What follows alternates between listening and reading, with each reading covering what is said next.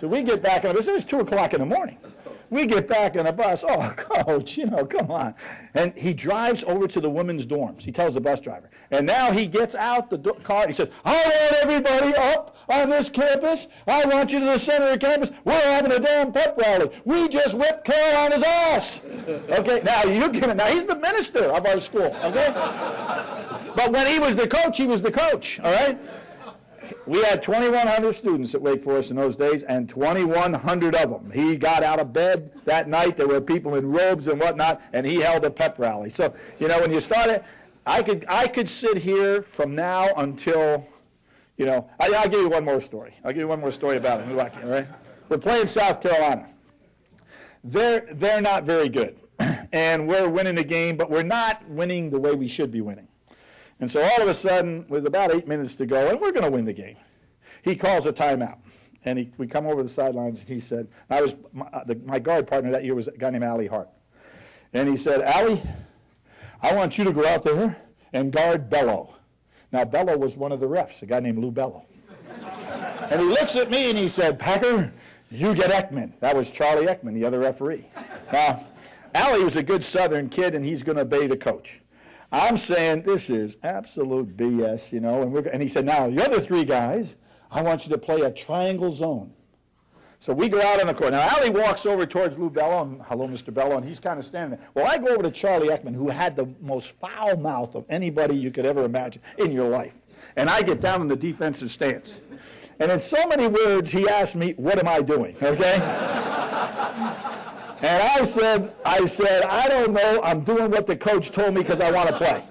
And he said, I'll tell you one thing. If he doesn't have a good excuse for what you're doing, you're thrown out of the game. So I said, well, let's go over and find out.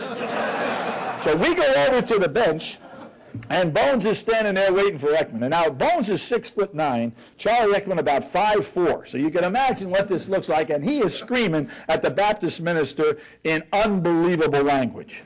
And here is Bones' answer. He said, Charlie, let me tell you something. You know the great Jack Ramsey, coach at St. Joe's? He said, I went to a clinic last summer to hear him.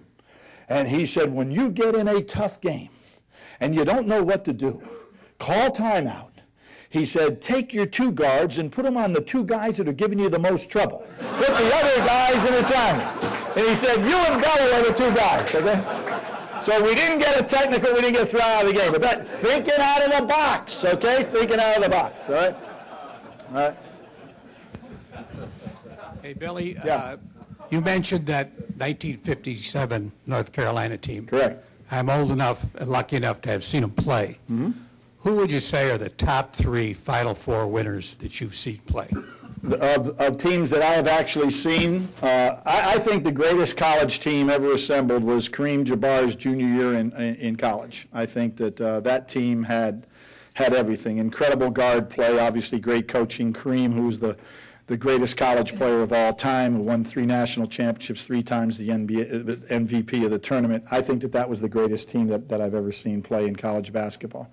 I think Bob Knight's team, that team, the undefeated club that Bob had, because of its balance and because of how well they were coached and how well what he wanted to do as a coach blended with the personnel that he had, I think that team would fit right in there as one of the greatest. And then I would probably have to jump off of that. I would probably take Bill Walton's club, even though they lost sight.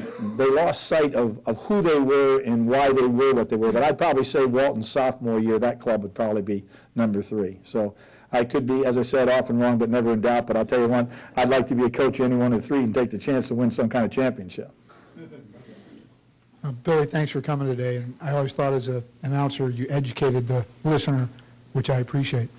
My question is, years ago I heard John Wooden was quoted as saying the men's game had turned ugly and some of the fluidness was gone. Right. Thinking outside the box, what rule changes might you put in place to make the game more fluid again? The first thing I would do is start in the NBA, and I would only play 4-on-4. We kidded today about Naismith's first game. There's no sanctity to the game being played 5-on-5. The basket is 10 feet in Naismith's day, and it's 10 feet today.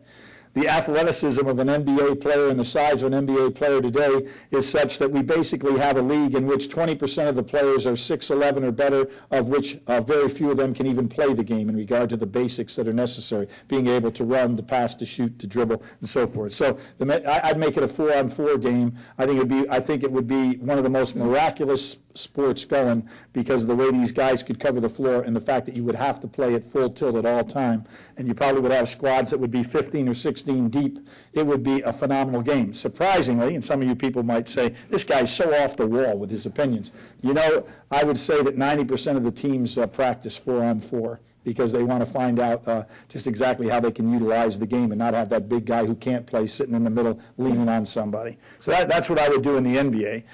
On the college game, the thing that has to be done, it's not on the floor. What has to be done is that the NBA Players Association, and intercollegiate community have got to, in effect, put in play a system whereby the LeBron Jameses don't get denied an opportunity to play if they're ready to go. So a kid in high school that could be that much of a phenomenon does have that ability to go directly into the league. But once that decision, and then I think that what I would have is I would have the league have a mock draft and say if every kid in America was available to come in our league, these are the guys that we would take, so that you know that you would be taken and put on a team.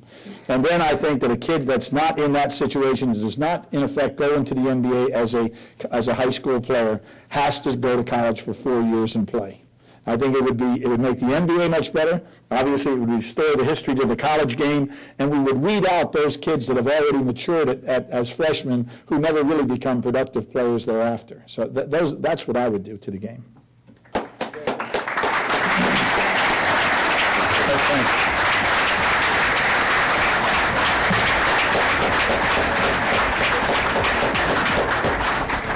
Well, Bill, I'd be remiss if I didn't thank our mutual friend Robbie West, former Duke player who you tried to recruit many years ago, back in the late 60s. Robbie was kind enough years ago to introduce me to Billy. Robbie, I hope you're listening. Thanks for arranging this as well. Today you've been listening to Billy Packer, former sportscaster, sports great, entrepreneur, and inspirational speaker. Thank you very much, ladies and gentlemen. Thank you, Bill. The forum is now adjourned. For information on upcoming speakers or for podcasts of the City Club, go to cityclub.org.